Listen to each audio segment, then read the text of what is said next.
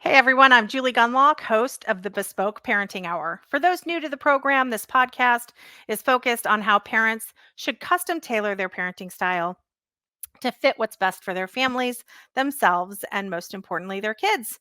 Today, I'm joined by Lane Scott. Lane is a writer in California and a former fellow at the Independent Women's Forum. Lane and her husband homeschool their 5 kids, ages 5 to 16. They run their own construction building business, and small ranch in the California Gold Country. Lane holds a PhD from the School of Politics and Economics at Claremont Graduate University. Thanks for coming on. Thanks for having me. I loved your latest piece. Maybe it's not. I think it's your latest piece. You wrote a piece for American Mind, the Mothers Gauntlet. We will definitely put the link up, and I really encourage everybody to read it. It is so good. I felt like addicted to this piece. This speaks so much to me. But tell me why. First of all, give us a quick summary and why you wanted to write this piece. Well, the piece came out of a couple conversations I had with friends, sort of observing the dual rise of both trad life and this trad wife expectation on the right, and then also something everyone's facing. Let me define that. Let me define that for people who don't know, because this is a terminology you and I are talking about all the time. Trad wife and trad life stands for traditional. And when I say traditional, I mean, like, the mom stays home, maybe the husband works, the mom has more a traditional role of the household. And you may disagree with that. That's sort of my understanding. How do you define? Let's go back, and how do you define trad life or trad wife? It's certainly what they mean, what people who use the term mean, but you're right. My opinion is that never in the history of the world did really anyone live the way that they're kind of describing. It's sort of it's a little bit of a LARP. It's a little bit of a role play. It's designed to kind of have a strict separation of male-female duties in marriage, with children, work.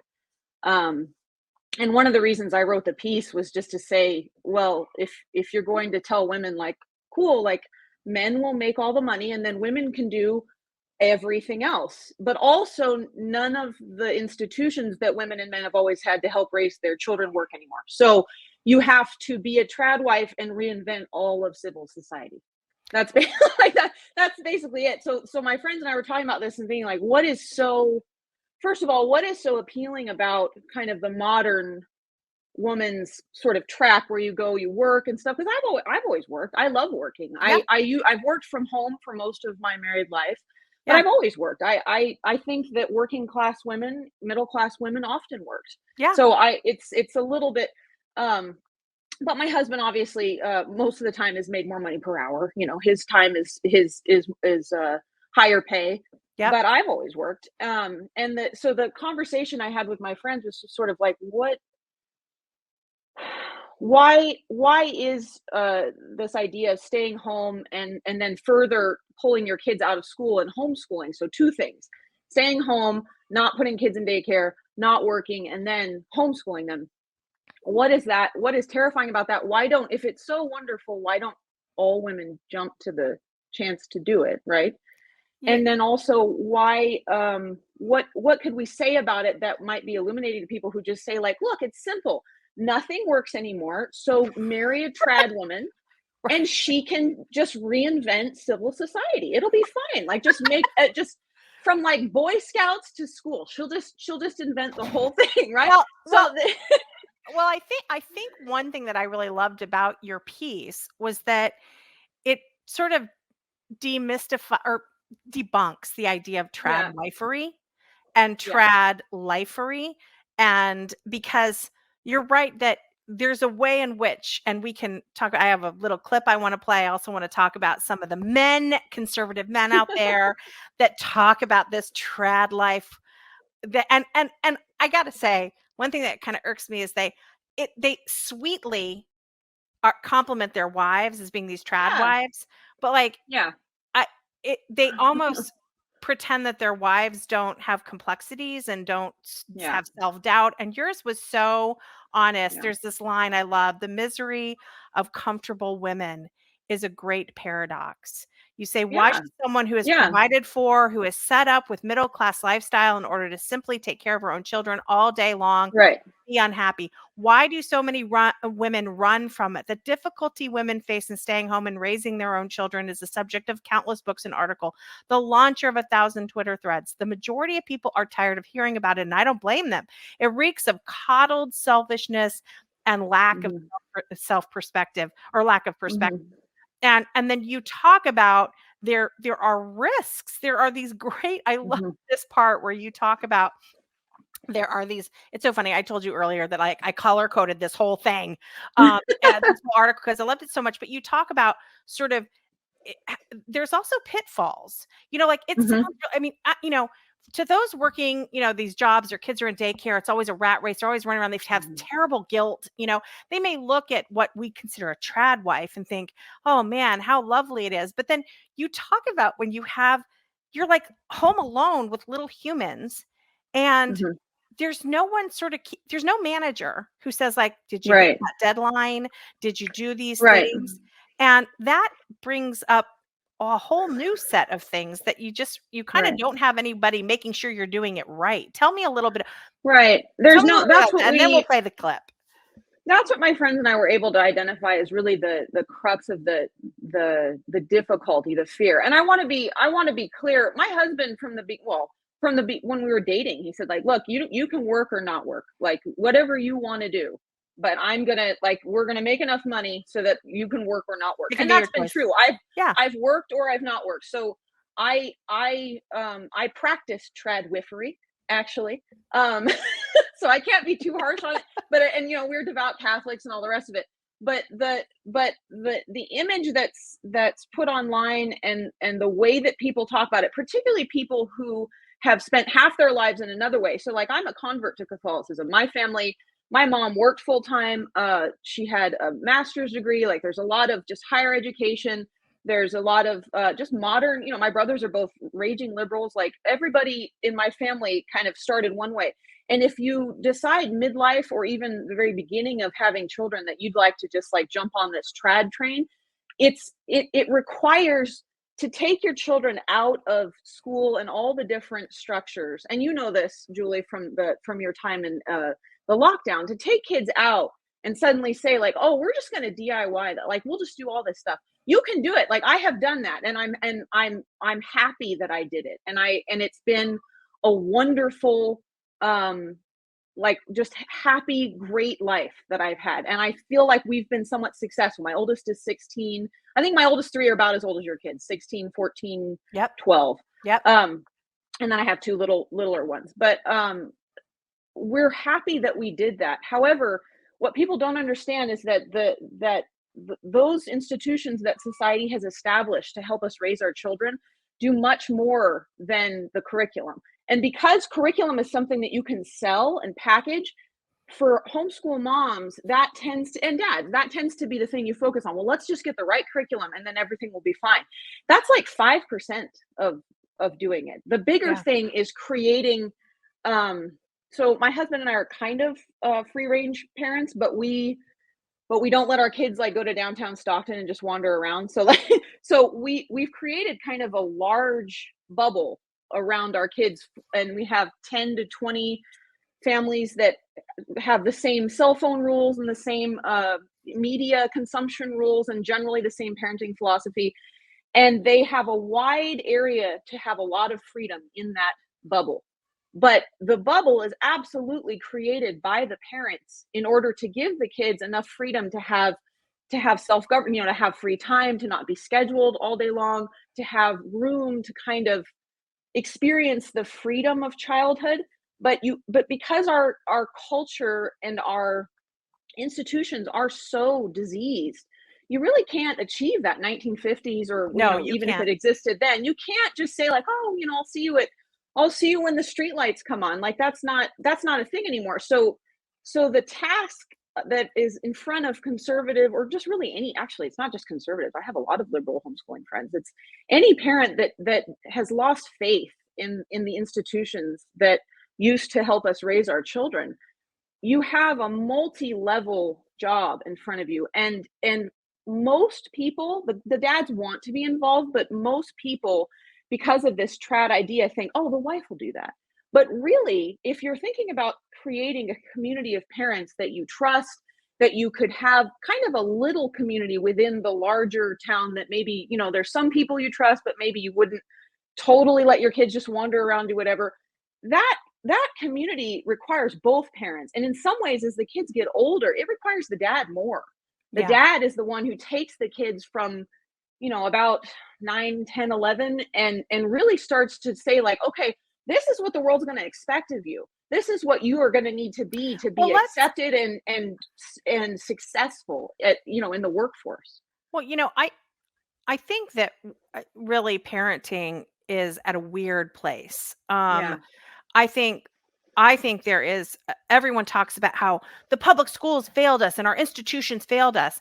I think parents are failing their kids. And I say that this podcast is literally dedicated to not being a judgy mom who's like, only organic food, right? I'm not that person. I really am not.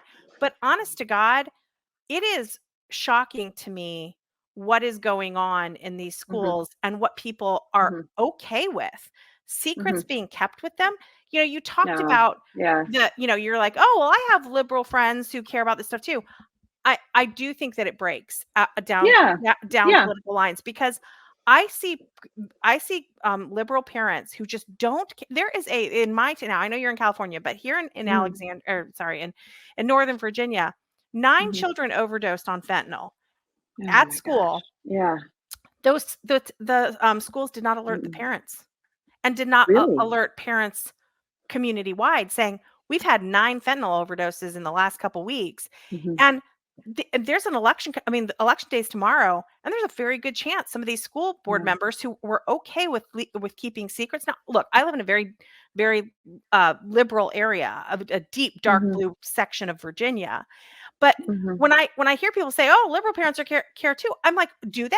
Because how in the world could those? It is amazing to me that it's close, and it is because it has really broken down ideological lines. And I really do think that you've got parents in this country that are more liberal, that really are okay with some of the things happening. But let me say one thing to that. A lot of things that we're facing as a country that you ask yourself, like, why don't people see this? Like, what's going on? Yes. Psychologically, people will refuse to see something that they do not have a solution for. So a lot of that is people protecting themselves from fully realizing that they really must do something, because they don't know what to do. So a lot of it on the right, or on the school choice or alternative schooling movement, a lot of the work needs to be done to try to illustrate a picture that's appealing. And this is one part where I will say that trad life online is absurd, obviously, as everything is online, but it's mostly younger people. And what it's doing is making a different path seem appealing. And they do it with like food and the way they dress and everything. And all that is not the substance, right? But it's designed to make the will, to kind of turn the will enough to where you're like, maybe I could do something else. Right. And when people have that thought, then they start to be brave enough to look and see, like, oh, like we cannot participate in these things anymore. Because you're right, it doesn't make any sense, and it's not really ideological. Although I agree with you that liberals are more likely to trust daycare and the large public school institutions. Yeah, I'm a public school kid. My husband was also public school, so and I graduated in 2000, and I went to Thomas Aquinas College, which is a pretty difficult school. And I had a really good education. I did fine in the math. Like, so there was a time not too long ago that there were silly things going on in public schools. My mom taught at the high school that I went to for 40 years. So she saw it up front, up close. And then in like 2011, she finally was just like, I can't wait to retire. I can't get these kids to do anything. Can't get anyone to do anything. You can't ask them to do homework. It's the whole system is broken down. So there's a sorrow there, because you love parts of your childhood, although there was silliness at the time. I mean, it was not like an ideal situation, but I love my childhood. I was a 3 varsity sport athlete. Like, I had a great childhood, and I can't give that to my kids. It doesn't exist anymore. It's gone. Right. So I have to cobble together the things that I have in front of me. And one of the reasons it's so hard to write about what people should do is it really is a prudence-based thing. It's, your town, your people, your friends, your individual kids, their personalities. It's your bespoke parenting hour. You can't just say like, oh, here's a roadmap of how you should do everything. That's the genius of the stay-at-home mom. That's the genius of that involved Parents. matriarch, is Yep. that like she's got to figure out this entire world, and most of it is joined together by friendships, by people, and by working together with other parents who have the same goal. And it's an awesome, wonderful calling, but it's not what most people think, and Well, it's not easy, and it's not it's not something that only easy. the mom does. Well, you're right. You mentioned how this movement has many good things. We kind of touched on some bad Yeah. things, but conveying this potential of this lifestyle to people is very Hmm. exciting to me. Hmm. Because Hmm. I'm much like you. I've worked the whole time, but in some ways, I call it cosplaying trad life because I've always been Yeah. at home. I've always been at home. Right. So it's funny. I'm always at school pickup, right? Yeah. With You have snacks. your And little ruffle apron and your little desk drawer, and you get Totally. done and you Yes. take it out and you're Yeah, like, absolutely. This is fake. This whole yeah, outfit's fake. I actually, yeah, it's a dickie, actually. It's just totally. the And I top have of a a shirt, skirt but on. I you have a take skirt it on. off, and Yeah, it's yes. a 50 satin cocktail dress Yes, yes. with a cigarette thing. Anyway. I have a gimlet and a cigarette here. Yeah. Yeah. Yeah, So, I know how it is. so but we are lying to young girls today, and that's probably that this is an option, that this could be an option, and that it's okay. Yeah. And I want Yeah. to play a video, and it is a minute, but we gotta watch this in all its But glory, hey, because anytime we can see blonde girls cry on the internet, honest to God, I'm yeah, there for it. I'm it there is for it. it's a doozy. And Mhm. I want to mention to the audience, and I mentioned this to you earlier, but there is another video, and it goes by Shuka Girl, and Mhm. this was a young woman who said she was. If you watch that video and didn't see the pain in her and what she was Yeah. saying, she said, I went out last night. I stayed out too late. I drank too much. But when I got up Saturday morning, all I had to do was teach myself how to make shakshuka. Not so Oh, yeah. bad. And she said, like, Yeah. yes, I wish I had kids. I wish I was married, but I have this great life. And if you can't understand that this woman was obviously saying, I'd probably rather be married and have kids, but I'm trying to sort of find the rainbow, or like find the silver Mhm. lining, right? The reaction to her was so mean. And this is a Yeah. similar video to that, where I feel like the Mhm. reactions, particularly by conservative men, which I'd love to get your thoughts on, has been Mhm. really, I think, I mean, that's how you lose conservative women, or that's how you lose independent women, because, then Mhm. someone says something that's obviously sad, and then you make fun of her. But let's play this Yeah. clip. I know I'm probably just being so dramatic and annoying, but this is my first job, like my first 9 to 5 job after college, and I'm in person, and I'm commuting in the city, and it takes me forever to get there. There's no way I'm gonna be able to afford living in the city right now, so that's off the table. Like, fucking duh! If I was able to walk to work, and it'd be fine, but I'm not. So it literally takes me, like, I leave here at, I get on the train at 7:30, and I don't get home till 6:15 earliest, and then I don't have time to do anything. I want to shower, eat my dinner, and go to sleep. I don't have time or energy to cook my dinner either. I don't have energy to work out. That's out the window.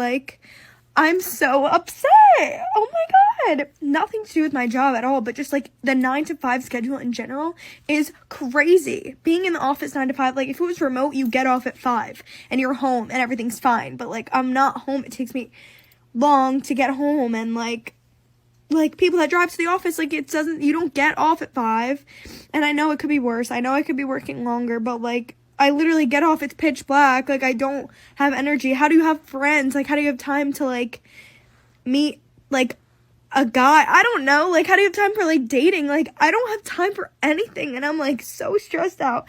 And I'm also getting my period, so that's why I'm all emotional. But am I so dramatic? It's fine. I love the end. Okay. I also love, I kind of wonder if that's humor too, because I love that. It's fine. Everything's fine. Well, I always think of the meme It's fine. with that, someone sitting there, they're drinking coffee, and the fire's fine. behind them. Yeah, flames. Everything's Mhm. fine. But Yeah. look, the likes aside, Mhm. right? The rising, Mhm. you gotta have compassion for that girl. You watch that, and I think of myself Mhm. starting out in Washington, right? Oh, Going, yeah. what have I done? What is going, I Yeah. went to college, and Mhm. and and yet again, the response to her, and again, Shuka girl, and there's a couple other Mhm. videos, Mhm. is you're stupid. You should just get married and have kids and stay home. And, you know, I love that never accompanying those conversations are an examination of how men are acting in this country, who are Yeah. increasingly putting off marriage. Sometimes, don't want Yeah. to get married until they're older, and then marry Yeah. someone younger. I mean, like, I don't want to go down that rabbit hole, Mhm. but it's like with Shuka girl, she was a little bit older. This is obviously a very young girl. But it was so cruel. Matt Walsh Mhm. responded to her and called her stupid and said, well, you made the wrong decisions in life.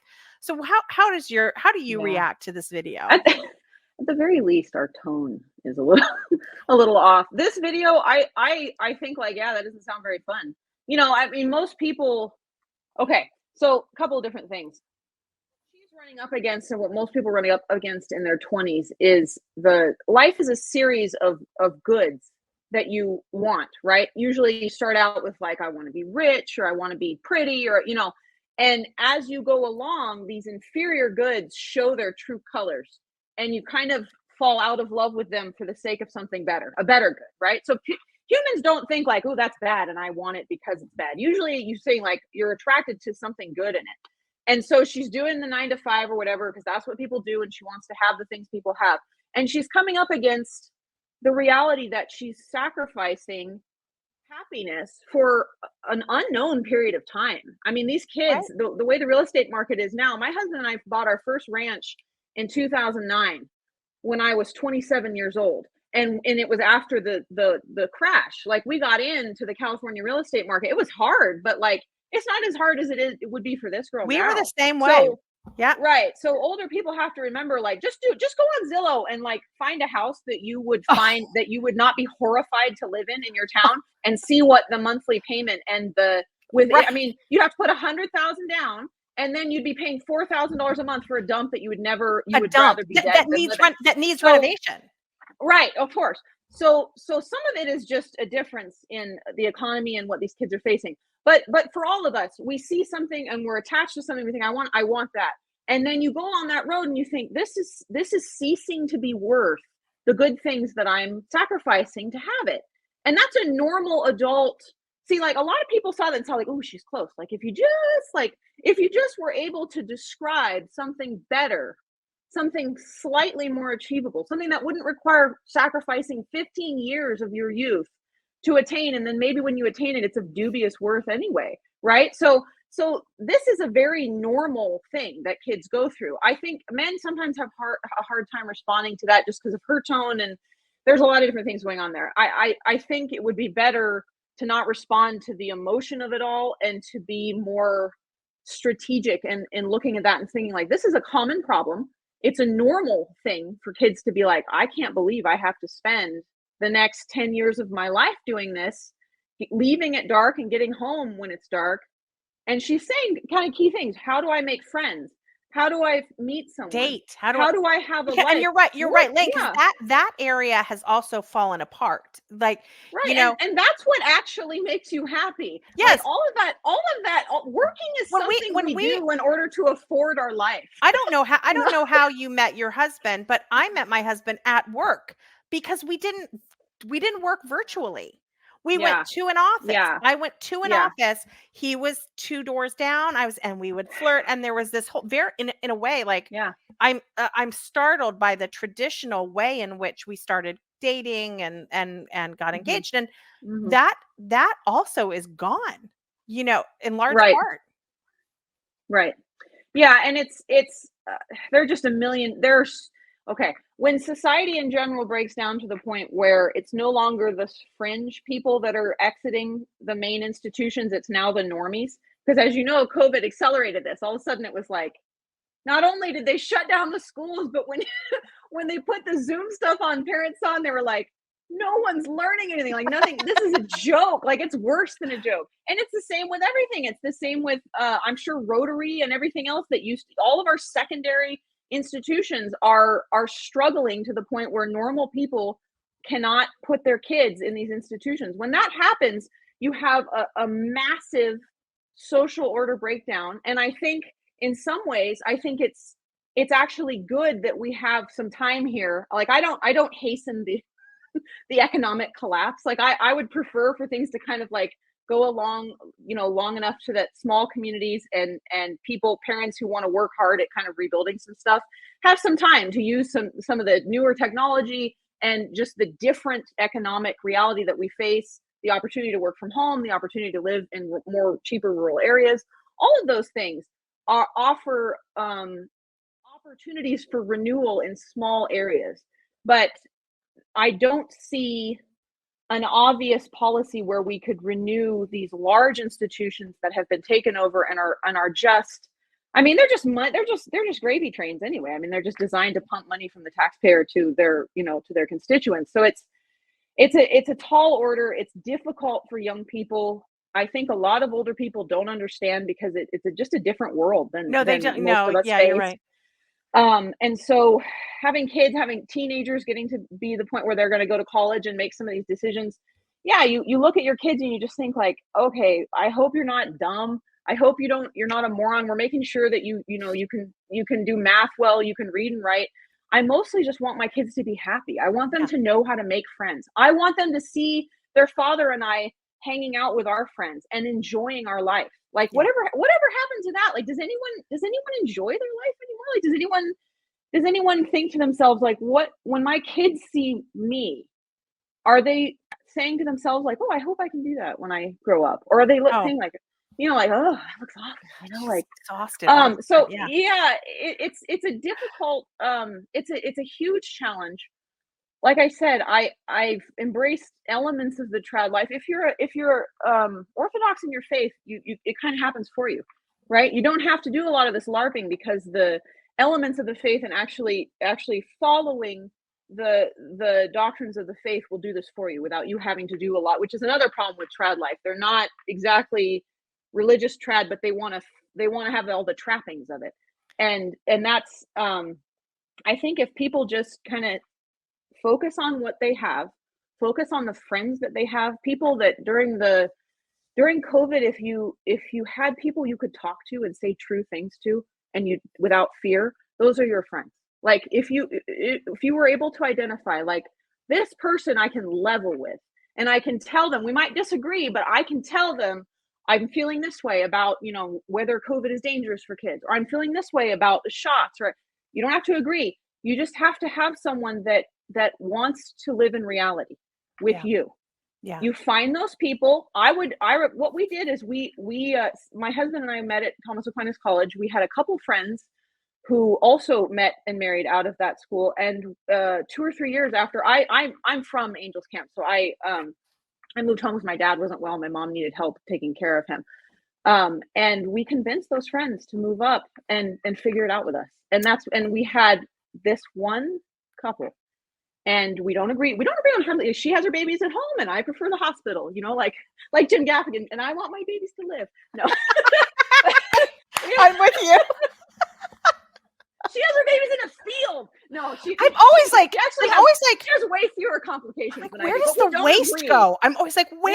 No, I know. Like, you know you what? get a new mattress? I never understand these things. You don't want to know. You don't. I don't want to know. Ask. And when they have them, and okay, Goes can we in just the take a yard. moment? Can we just take a moment? Yeah. Can we talk about when you have your baby in a pool, right? They put the baby pool in there, Oh. and then you're sitting in it. I'm like, what? You're sitting in it. Okay. Oh, okay. And Sorry. secondly, like some people have bodies that are like, oh, I'm relaxed. In my body, because I have weirdly no platelets, so I can't have epidurals because they're like, you're gonna die. So I have to it's think of the worst possible thing. That's what it was. Like, and they're like, oh, get in the water. Yeah, and I love and how I'm like those women in the water, and I'm like, and all these women are always in a bralette. You know those bralettes, which like there's no wires and there's no cups and there's like it's just like basically like the skinniest little sports bra.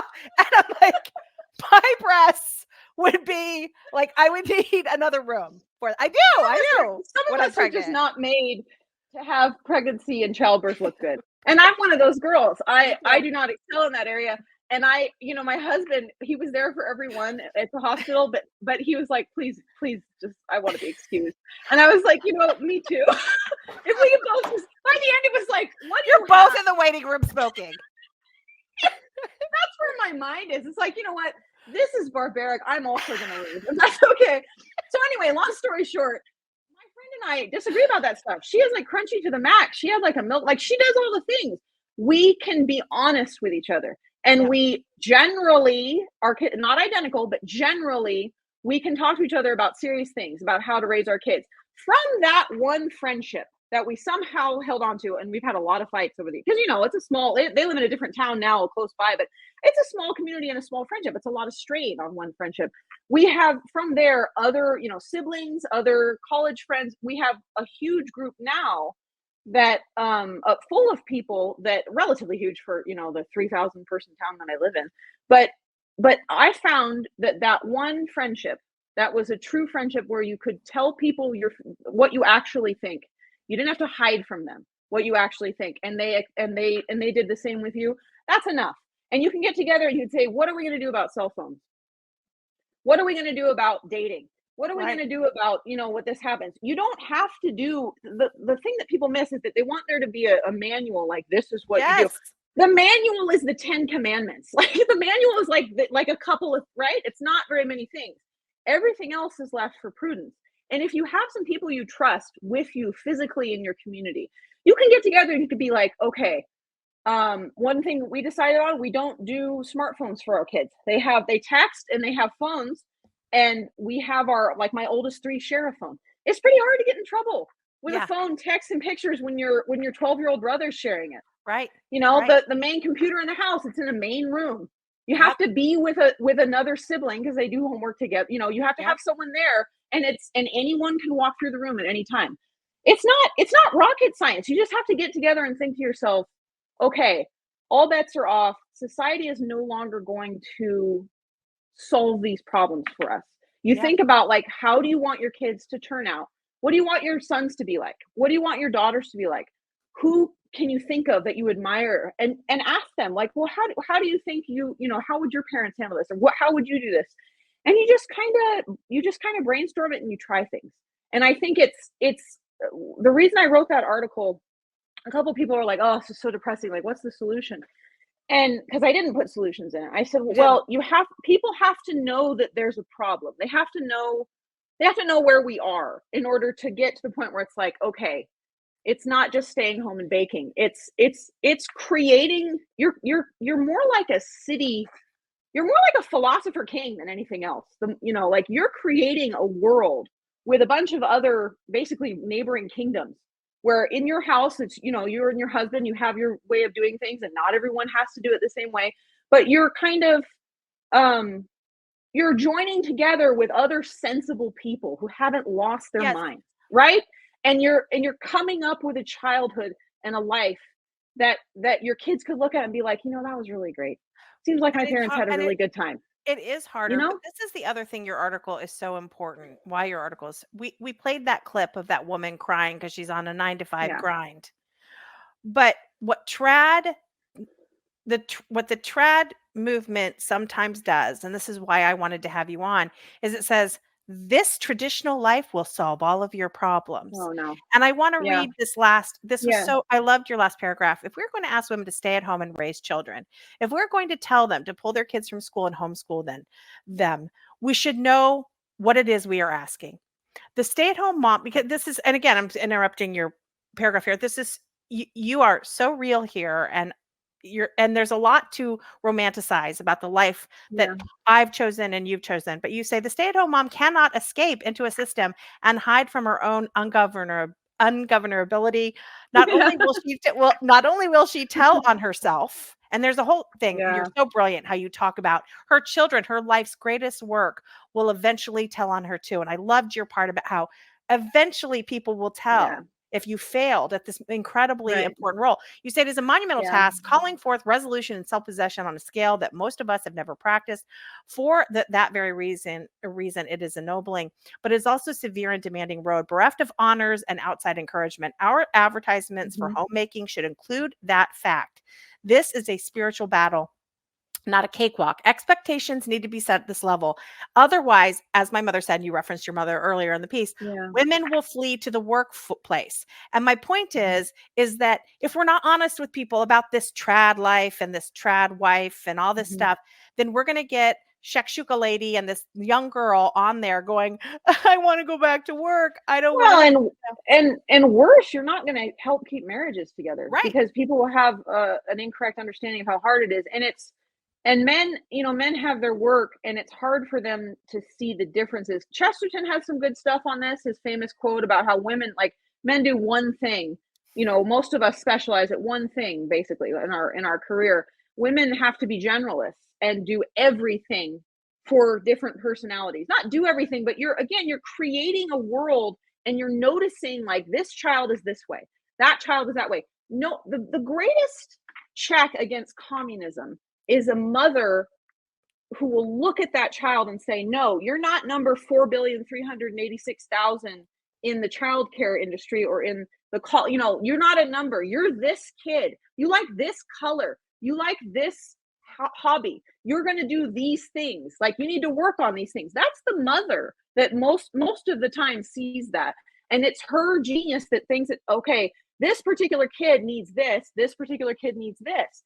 And homeschooling and taking them out of that one size fits all system, you can actually do a better job of addressing some of their various things. Like, my daughter is in a pretty high end sewing school that we just happen to have some San Francisco art people, that started this thing. She's been there for 2 years. She has a kind of like a long torso, and she can fit like thrift clothes to herself and like do all this stuff. She sews all the Halloween costumes. Like, she's just going nuts. My son happens to be pretty gifted musically, and he's in 3 kind of high level music classes at the local community college with a friend who's a girl who I know will tattle if and her mom and I drop them off, and the mom picks them up, and like, for the most part, like, they're gone all day and we don't know what they're doing, but for the most part, I think we'd hear, so like, there's an incredible amount of freedom, and there's an incredible amount of creativity that goes into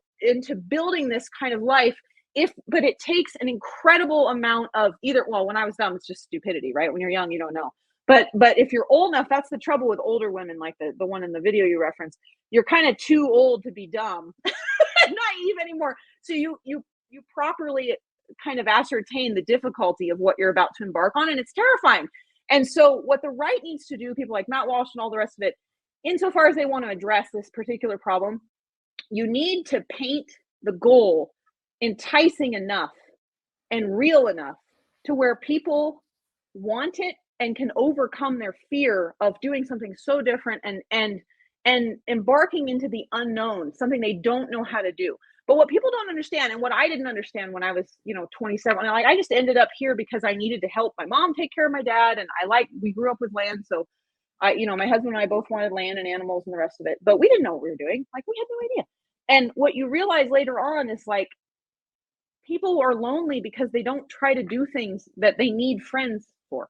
Yeah. Like, you can't just live a perfect life where everything is sufficient. You don't need anyone and be like, why don't I have friends? You don't have friends because you're not embarking on an adventure. You're not doing something where you have to have friends in order to survive.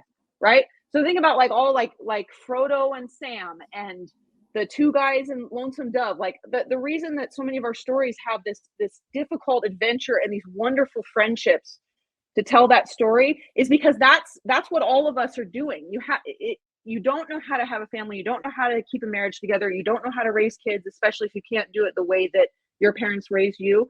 That is the adventure, and the friends and the things that give it all meaning will come along if you can just put your toe in the water enough and deal with the fear of it enough to kind of embark and try. Because that's where I've found just the most strong friendships, the most meaningful parts of my life, where when my husband and I were just scared. Like, COVID, he lost his entire income overnight.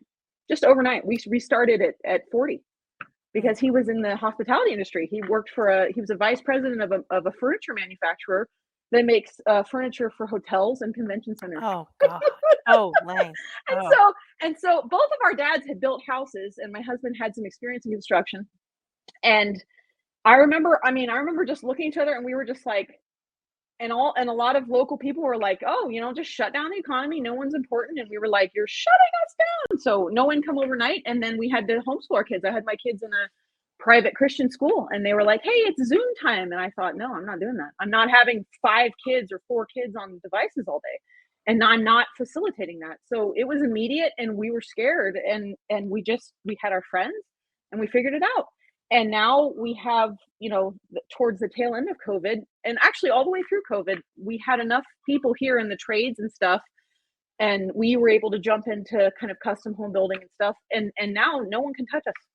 It doesn't matter. They can shut down whatever they want. They can shut down the entire economy. The Bay Area people will still come up here and beg my husband to build them houses. Well, I'll tell They're you not what, too picky when they need you.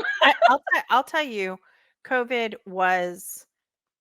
it changed a lot of people. It changed me. It changed me for the better. And I homeschooled. That was my first foray into homeschooling. Yeah. And we pulled our kids out of the public school. And it's something I've talked about on this podcast before, that I'm a little embarrassed by how I was a little bit comfortable in this world that we had created where my kids were going to the public schools and everything kind of seemed okay, but I had this nagging feeling things weren't okay. And we really had to grapple with that. And now our lives have completely changed and we're much more faithful. We're much more alive. We are closer as a family. Right. And that axe murder is no longer following you in your mind, right? Am I right about that? That's right.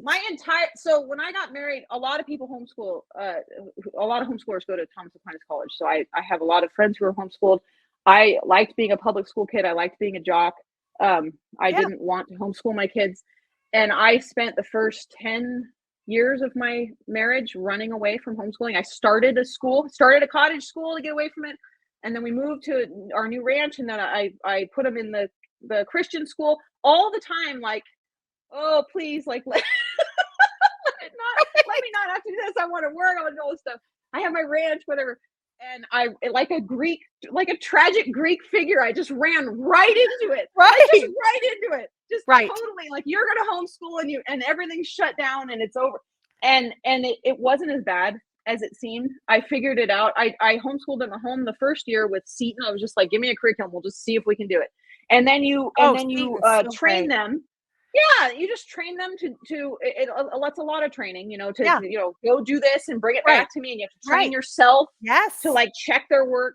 The grading. The same situation you had. My son was in 7th grade, my oldest, and he had good grades in math and he did not learn any math that year at that Christian school, at that classical Christian school.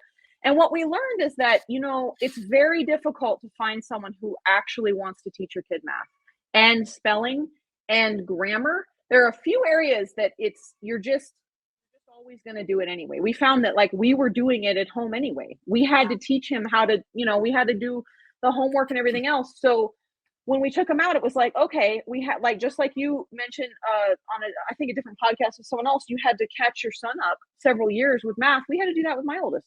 Yeah. And my husband went to school for engineering before he went to Thomas Aquinas College. So he has the high math. So he does math. He does math and science, and I do the language arts. And then after the 2nd or 3rd year of homeschooling, I was able to find, I have a former SpaceX rocket scientist that happens to live in town that does a shop class with all the kids. And then I have a 40-year teacher who taught language. Like if you look, you can find people that will help you with this. And I think that's another area of this sort of trad life and trad wife and stuff like that, is that if you listen to Lane, it is what Lane is saying, that there's lots about my life that are very traditional, but it's like, I'm not doing it all on my own. And I was the same way when I was homeschooling. I had a tutor come in, and then we did Memoria Press, and there was there was actually an online class that I signed my son up for, which was very cool. But the teacher was like right here the entire time. The teacher never left the screen, and it was a great class. And so there are all of these wonderful sort of aids that make it easy. You have to create your own. As you said, there's no guide. There's no guide, which is terrifying, and a lot of people aren't going to understand. They're going to think that you're bogus, and you have to get really comfortable with being totally bogus, just totally a joke. Like, I mean, full disclosure, I have to tell you a story. We were supposed to record this podcast last week, Right. but Lane, my husband's switched the internet to a different provider because we're in a freaking bowl. And so we had to get like Starlight to come from space. And my internet didn't work properly. And then I was dealing with your media person, and like I go outside to call her, and like my phone that usually works drops the call. So I'm like, just like, I might as well be in space. Like it's just not reachable. And then she called, like, how phones, like all of a sudden it connects, and I'm next to my cows who have decided they need to be fed, and they're like mooing, and I'm like running away from my cows with this fancy person on the East Coast. And she's just like, and we're talking about, she was super nice. And she Natalie's was like, wonderful. Yeah, she's awesome. And she said something like, do you have a place to go on Monday? Like the tone, like, do you have a safe place? Natalie's like, I think they live in a tent. No, we actually, most of the time are in the 21st century. It's just an example of like, when you decide to do something different, you're going to feel foolish, and people are going to think you're a fool most of the time. And you have to roll with it and relish it. You have to get to the point where you're like, yes, we don't do normal things. We don't do what everyone does, and we like what we do. And you have to over a period of time, when you're in your 20s and stuff, it's hard to be confident. But when you get one thing to look forward to, as your face and all of your body starts to like, like drag, melt. Like, that's bad. But you gain a certain amount of confidence, and you say to yourself, like, screw it. I have cows that are mooing at me, and I cannot. Right. And I'm sending Julie a carrier pigeon with a scroll with my thoughts on my article, and it'll get to you 3 weeks from now, Julie. Yes. That's all. It's going to be like wrapped up on its little ankle or whatever. Like that's, So, so the point of it is, like, you have your spouse, and it's an adventure, and most of the time you feel like you won't know what you're doing, and then you have your friends. And with that, and you don't have to like wear aprons, and you don't have to do all the visual trappings. But what people are doing online is they're trying to paint a picture that's appealing, and they get lost in the details because they don't know what it'll look like when it's fleshed out. But when it's fleshed out, you can actually be a pretty normal person and have time to work and have time to do all sorts of things. If you look at your goal and you say, what money do I have to work with? What people are in my community that I could set up in my little pod? What do I want to do day to day? What makes me happy as a mother? And then how can I fit in? How can I customize this? Basically, you're a curator. You're like a museum curator. You come up and you think to yourself, I'll take some of that and some of that. I don't actually, I do a seminar with the older teens in the community, like a lit seminar. I don't actually teach my kids at all. I did the first couple of years, and I was like, we can find better. But Lane, the other thing is you don't have to do it. The other thing that everyone avoids talking about, and we're coming up here at the end, so this can be a good place to sort of end this, is nobody wants to really go here, but it's good to be home with your kids. It's good to give your children that time. It is good for children to have someone at home with them. It is good for children to have help with their homework and life's choices and things like that. It is good for kids to have that support. That is something too, that the minute you say that, you're somehow being judgy against working moms. Right. And this is because people don't want to look at it. But you have to be, again, find people you can say true things to that won't punish you for it. And then, yes, be brave enough to notice and accept truth. And one of the things that people do is they hire women, usually whose, English isn't their first language, as a nanny, which is fine. Like, I understand that. But the 0 to 5 years is when kids learn all of their vocabulary. Edie Hirsch and all these people, this is like in the research. Kids have an incredible advantage being around a highly educated woman the first 5 years of their life. In some ways, the public school system, even before it collapsed, could never figure out how to bridge that gap. You could never make up for what a good, well-educated mother, just the kids hearing the vocabulary that she uses. It's actually fascinating, the research on that. I had, I think around the time when my kids were really young, I was doing some writing for you guys, and I worked for PRI, worked for various places. And I wanted to hire a nanny because, I had stuff to do. And I looked at this and I thought, I am not going to hire, a $15 hour, $20 hour, wonderful woman who has no English language skills, because usually it's going to be an immigrant of some sort who speaks broken English, probably in California. that's silly. I'm shooting myself in the foot. So I just said no to that. I just said like, well, it would be nice to be able to sprint full speed ahead in career stuff, but I'm not going to do that. So I Right. stayed home with them, and I speak my dumb big words, and it seems like it seems like it's paying off. And moreover, I had a nice time, and I figured out how to make myself happy and fulfilled in my own life, which I think is a big part of it's a big part of it anyway. Like think about not think about coming up with things to make being home wonderful, it's okay to think like what would need to happen for me to be happy staying Yes. home with my kids, And and then that come and then do that for yourself, and do you that know? for yourself. Lane, Yeah. I feel like we could go another hour. I've had such a fun time, but so much fun talking This to has fun. you. Honestly, this has been amazing, and I hope you'll come back because Yeah. I'm a regular reader of your stuff, and so, Yeah. next time come back. And where can people find you? You're writing, or do you have any social platforms? I have started a Substack, Oh, good. because it's like, where can be? I am on Twitter, but I'm not super active there because but Yeah. I'm a lurker on Twitter. So I'm on Twitter, Lane Smith Scott, and then I have a Substack called Matriarch Goals, Love it. and so Love it. we're gonna start putting some things together and hopefully fleshing out some ideas of how to do this, because Great. the article that we came up with for American Mind is hopefully going to be the start of kind of looking into this, just what it looks like to kind of step back from some of the institutions that don't work anymore and trying to make it work. So Well, I love it, and I hope we stay in touch on that because I think IWF has a great interest in that, and you're just such a yeah, fun you're a super fun guest, so come back soon. Thank you, Lane. I look forward to it. Thanks, Julie. The Bespoke Parenting Podcast with Julie Gunlock is the production of the Independent Women's Forum. You can send comments and questions to julie.gunlock@iwf.org.